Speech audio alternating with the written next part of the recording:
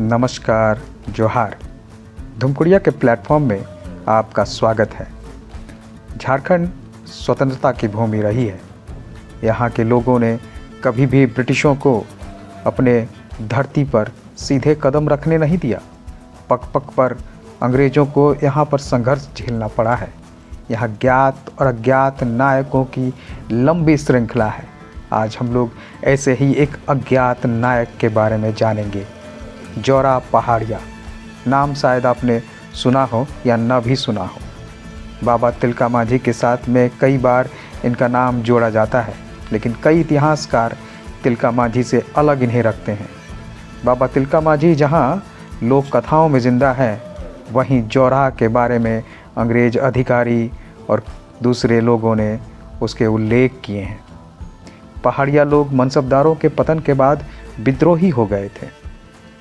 कई इतिहासकार जोरा को उनके नायक के रूप में देखते हैं। पहाड़िया लोगों के विद्रोही होने के कारण अंग्रेज काफ़ी परेशान रहते थे। इनके वीरतापूर्ण कार्यों से अंग्रेज़ों को काफ़ी हानि उठानी पड़ती थी। अंग्रेज अधिकारी राजमहल भागलपुर क्षेत्र से विशेष परिचित नहीं थे। उन्हें अक्सर ही जान माल की हानि उठानी पड़ती थी।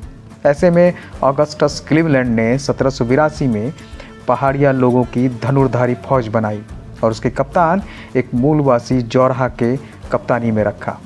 लेकिन ऐसा मालूम पड़ता है कुछ उल्लेखों से कि जोरा बाद में विद्रोही बन गया था। फादर हैबर ने जोरा के बारे में लिखा है। साथ ही क्लीवलैंड ने भी अपने पत्र में जोरा का जिक्र किया है।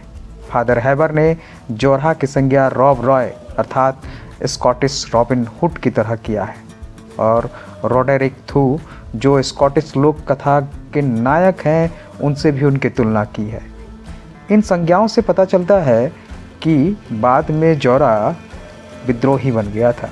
वो अपने लोगों के लिए अंग्रेज़ों के विरुद्ध हथियार उठा लिया था। वो अमीरों को लूटता था और अपने आदिवासी भाइयों के बीच में बांटता था। वो रॉबिन हुड बन गया था। वो काफ़ी साहसी और वीर था। पहाड़िया लोगों के विद्रोह का जिक्र एक और यात्रा वृत्तांत में भी मिलता है।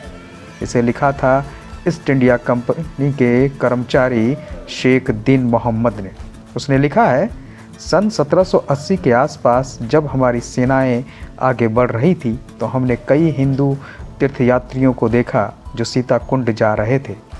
15 दिनों में हम मुंगेर से भागलपुर पहुंच गए। हमने शहर के बाहर शिविर लगाया। ये शहर औद्योगिक रूप से महत्वपूर्ण था और व्यापार की रक्षा के लिए इसके पास अपनी एक सेना भी थी। हम 4-5 दिन वहाँ ठहरे। हमें पता चला कि ईस्ट इंडिया कंपनी के कैप्टन ब्रुक, जो सैनिकों की 5 कंपनियों का प्रमुख था, वो भी पास में ही ठहरा हुआ है।